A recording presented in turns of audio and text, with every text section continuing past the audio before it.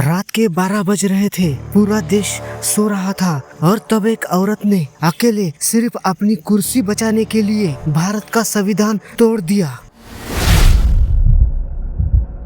25 जून 1975 वो रात जब भारत एक ऑफिशियली डेमोक्रेटिक कंट्री थी और 26 जून की सुबह वो नहीं थी। एक रात में फंडामेंटल राइट्स सस्पेंड हो गए, प्रेस बंद हो गई, नेता जेल में थे और एक ऐसा आदमी जिसके पास कोई ऑफिशियल पोस्ट नहीं था, कोई इलेक्टेड पोजीशन नहीं थी, वो पूरे देश पे राज कर रहा था। इंदिरा गांधी का बेटा संजय गांधी। आज हम बात करेंगे उन 21 महीनों की जो भारत की डेमोक्रेसी के सबसे काले दिन थे। प्रेस को कैसे तोड़ा गया और वो चीज जो स्कूल की किताबों में कभी नहीं पढ़ाई गई। 60 लाख लोगों के साथ जो किया गया वो सुन के आपका खून खोल जाएगा।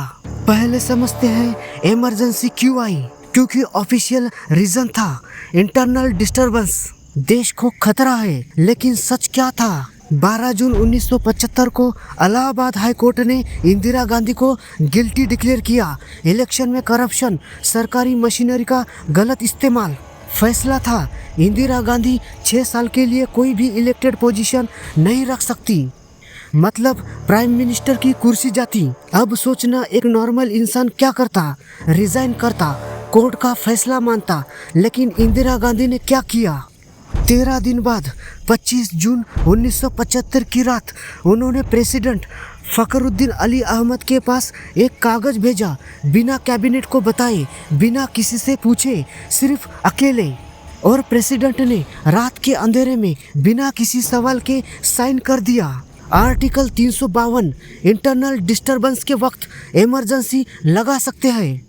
शाह कमीशन जो बाद में बनी उसने ऑफिशियली लिखा कोई इकोनॉमिक क्राइसिस नहीं थी, कोई लॉ एंड ऑर्डर क्राइसिस नहीं थी, इमरजेंसी का कोई जस्टिफिकेशन नहीं था। ये डेमोक्रेसी नहीं थी, ये एक औरत की अपनी कुर्सी बचाने की डेस्परेट मूव थी। 25 जून 1975 की रात सिर्फ 3 घंटे के अंदर पूरे देश की बड़ी न्यूज़पेपर की बिजली काट दी गई। कोई न्यूज़ नहीं छाप सकता, कोई हेडलाइन नहीं, कोई सच नहीं।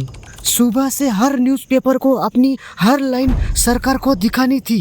पब्लिश करने से पहले एडिटर की पेन सरकार की परमिशन के बिना चलती नहीं थी। के.आर. मलकानी, मदरलैंड और ऑर्गेनाइजर के एडिटर, वो पहले पत्रकार थे जो इमरजेंसी में जेल गए। और वो अकेले नहीं थे, 100 से ज़्यादा जर्नलिस्ट जेल में थे। कोई चार्ज नहीं, कोई ट्रायल नहीं, सिर्फ एक कानून, मिसा, maintenance of internal security act. इस कानून में किसी को भी बिना किसी चार्ज के, बिना किसी कोर्ट के जेल में डालो। जयप्रकाश नारायण, अटल बिहारी वाजपेयी, एल.के. अडवाणी, मोरारजी देसाई, मधु दंडवते, एम करुणानिधि, ये सब अलग अलग पार्टीज के थे। कुछ कांग्रेस के दुश्मन थे, कुछ सिर्फ क्रिटिक्स। शाह कमीशन ने नोट किया 35,000 से ज्यादा लोग बिना ट्रायल के जेल में डाले गए। ये कोई एक रात की बात नहीं थी, ये 21 महीने चला। अब बात करते हैं उस आदमी की जिस पर आज भी खुल के बात नहीं होती। संजय गांधी, इंदिरा गांधी का छोटा बेटा। कोई मिनिस्टर नहीं था, कोई एमपी नहीं था, कोई ऑफिशियल पोस्ट नहीं थी, लेकिन आईएएस ऑफिसर उससे रिपोर्ट करते थे, पुलिस उसके ऑर्डर फॉलो करती थी, मिनिस्टर उससे डरते थे। वो इफेक्टिवली प्राइम मिनिस्टर से भी ज्यादा पावरफुल था। उसने अपना 5 पॉइंट प्रोग्राम बनाया, उसमें एक पॉइंट था पॉपुलेशन कंट्रोल। सुनने में सही लगता है, लेकिन जो हुआ वो भारत का सबसे डार्क चैप्टर है। पुलिस के लाउडस्पीकर बजे, गांव के मर्द घर से बाहर आए, पुलिस ने उन्हें एक जगह इकट्ठा किया और फिर बिना उनकी मर्जी के, बिना उनकी इजाजत के उनकी नसबंदी कर दी गई। 800 से ज्यादा मर्द एक रात में एक गांव में।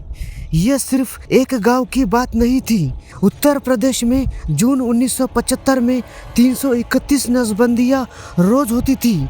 जुलाई में 1500, अगस्त में 5600 रोज होती थी। सरकारी टीचर्स को टारगेट दिया गया, यक्स लोग लाओ वरना सैलरी नहीं। पुलिस को पर नसबंदी 10 रुपए मिलते थे। राशन कार्ड्स रोक दिए गए उनके लिए जो नसबंदी नहीं कराते।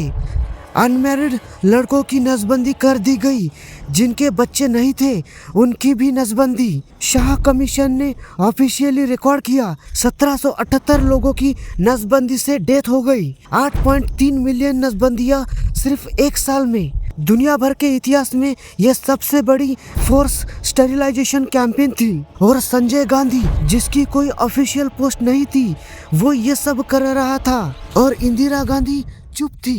1976 दिल्ली के तुर्कमान गेट के पास एक बस्ती थी। गरीब लोग, पुराने घर, पुरानी जिंदगियां। संजय गांधी को वहाँ डेवलपमेंट करनी थी, तो उन्होंने वो पूरा एरिया बुलडोज करने का ऑर्डर दिया। कोई नोटिस नहीं, कोई पुनर्वास नहीं, कोई मुआवजा नहीं। जब लोग विरोध करने लगे तो पुलिस ने उन पे फायरिंग की। शाह कमीशन की दूसरी अंतरिम रिपोर्ट ने ऑफिशियली नोट किया। पुलिस ने गोलियां चलाई, घरों में घुस के लोग मारे। अब यहाँ एक बात क्लियर करना जरूरी है। शाह कमीशन की रिपोर्ट में नोट किया गया संजय गांधी इस पूरे इंसिडेंट में डायरेक्टली शामिल थे, लेकिन एग्जैक्टली किसने फायरिंग को ऑर्डर दिया, एग्जैक्ट चेन ऑफ कमांड आज भी ऑफिशियली विवादित है। जो कंफर्म है वो ये है, डिमोलिशन संजय गांधी का प्रोग्राम था। फायरिंग हुई, लोग मारे और कोई जवाब नहीं दिया गया। कितनों की डेथ हुई आज भी ऑफिशियली क्लियर नहीं है, क्योंकि इमरजेंसी में कोई प्रेस नहीं थी जो लिखती, कोई कोर्ट नहीं थी जो सुनाती, कोई अपोजिशन नहीं था जो बोलता। 21 महीने बाद जनवरी 1977 में इंदिरा गांधी ने सडनली इलेक्शन अनाउंस की। शायद उन्हें लगता था वो जीतेंगी। इमरजेंसी में प्रेस बंद थी, सच बाहर नहीं आया था। लेकिन जब रिजल्ट्स आए, भारत के लोगों ने अपना फैसला सुना दिया। इंदिरा गांधी खुद अपनी सीट रायबरेली से हार गई। जनता पार्टी लैंडस्लाइड जीत के साथ पावर में आई। वो दिन इंडिया की डेमोक्रेसी का सबसे बड़ा प्रूफ था। उन्होंने सब कुछ छीन लिया 21 महीने तक, और फिर भी जब मौका मिला लोगों ने वोट दिया और सच बता दिया। जून 25 को ऑफिशियली संविधान हत्या दिवस डिक्लेयर किया गया, कॉन्स्टिट्यूशन मर्डर डे। लेकिन एक सवाल आज भी पूछा जाना चाहिए, वो 1778 लोग जो नसबंदी से मारे, उन्हें क्या इंसाफ मिला? वो 35,000 लोग जो बिना ट्रायल के जेल में थे, उनका क्या? वो जर्नलिस्ट जो सिर्फ सच लिखने के लिए अंदर गए, उन्हें क्या मिला? इमरजेंसी एक लेसन है, सिर्फ इतिहास का नहीं, डेमोक्रेसी का, कि एक आदमी या एक औरत कितनी भी पावरफुल हो, जब वो कुर्सी देश से बड़ी लगती है, तब वो डेमोक्रेसी नहीं रहती।